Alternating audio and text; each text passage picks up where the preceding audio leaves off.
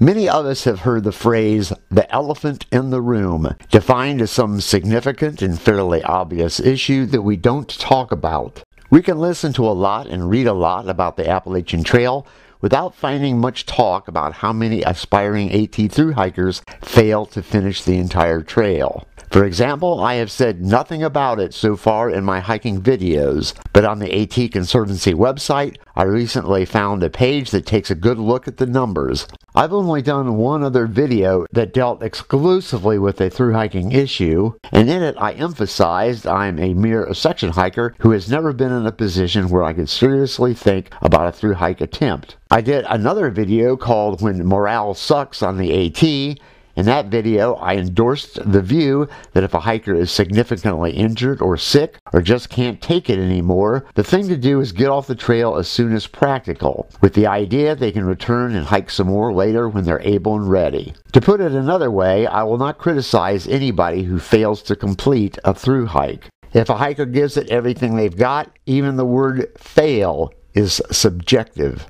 Here are some of the details on that ATC page, and the link is in the description. In a good year, 70% of aspiring thru hikers do not finish the trail, and in a bad year, it's 80% for southbound hikers. I look at the ATC website with some frequency, and only recently did I spot this page. The information is tucked at the bottom of a page that discusses notable 2,000 milers, which might explain why I didn't spot it before. While the ATC isn't drawing attention directly to these numbers, I applaud them for at least listing them somewhere, because this is what happens. A couple of weeks before this recording, the page listed these numbers for 2014 with the number of starting hikers estimated. Just before this recording, I saw they updated that information, replacing the estimated number of starting hikers with question marks.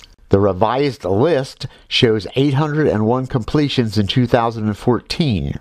If by some chance the ATC decided to post these numbers as a reality check, I would not be surprised. In 2015, crowded conditions on the AT got a lot of negative attention. The bulk of that crowding happened on the trail's southern end, when a number now totaling more than 2,000 heads north each spring. The ATC said it was going to take steps to alleviate that crowding, such as hiker education and refurbishing campsites. The Pacific Crest Trail also is getting mighty crowded.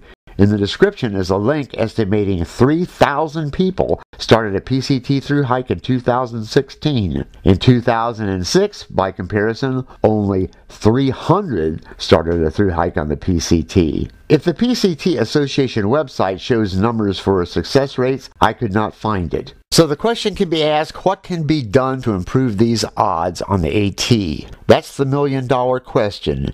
I recall watching two thru hikers on YouTube in 2015 who posted videos before their hikes. They addressed the question of what they could do to beat that failure rate of at least 70%. And they both finished the AT. This suggests there is definite merit in thinking about the problem in advance. One guy who has thought about it a lot is Zach Davis, who wrote the book Appalachian Trail. I would recommend anyone who wants to thru hike the AT to get this book. I have tried in my videos to be realistic about the AT, but compared to Zach Davis, I've sugar-coated everything. He points out, for example, that the thru hiker lives in a, quote, constant coat of filth, and only a tiny fraction of successful thru hikers enjoy the vast majority of the experience. He has several lists of affirmations, so to speak, with titles like, I am thru hiking the AT because.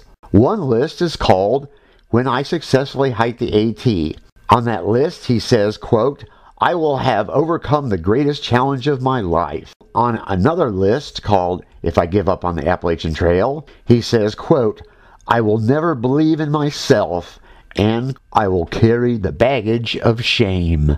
He also advises telling everyone we know that we will hike the entire AT because if we don't finish the trail, quote, you'll have a lot of people to answer to. Now, if this sounds over the top, we need to remember that 70% failure rate. Do we really want to hike the whole thing northbound? Mr. Davis's approach worked for him, and he finished the trail. The book has other good stuff in it. For example, how to deal with the Virginia blues, how the northbound thru hike really gets tough in the White Mountains in Maine, and how to avoid depression and gaining a lot of weight after the hike is over. People end through hikes for a lot of different reasons. A great number of them feel they are forced to leave the trail because of illness, injury, or an otherwise deteriorated physical condition. In the description is the link to a story of one successful thru hiker who said the experience is characterized by, quote, steady, near constant,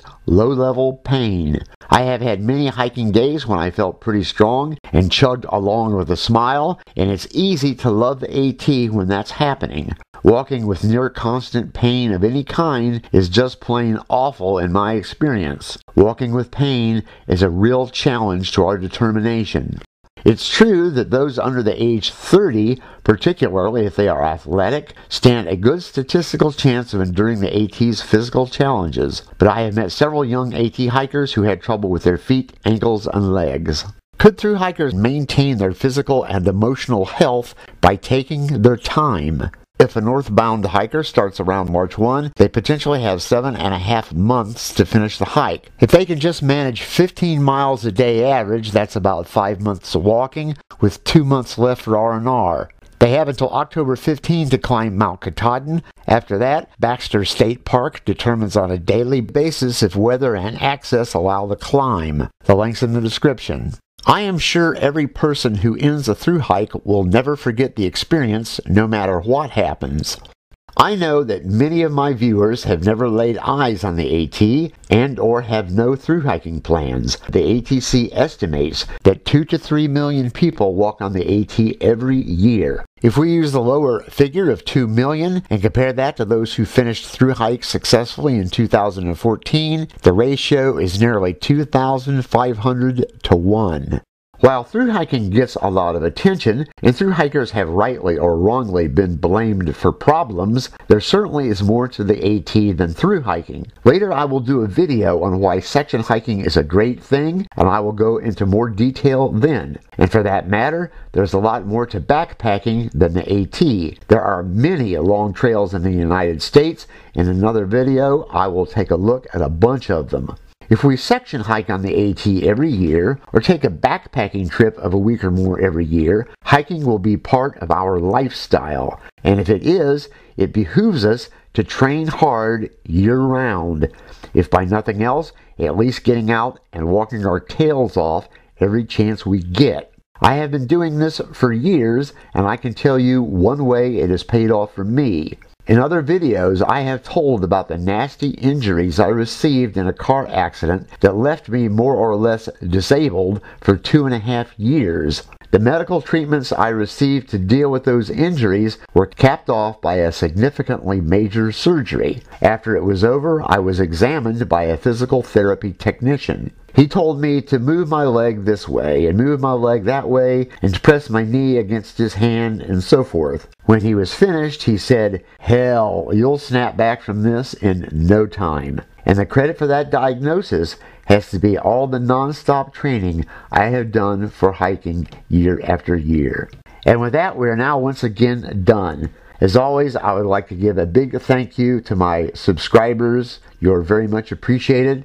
If you have not yet subscribed, please consider it. And as always, thanks a million for watching.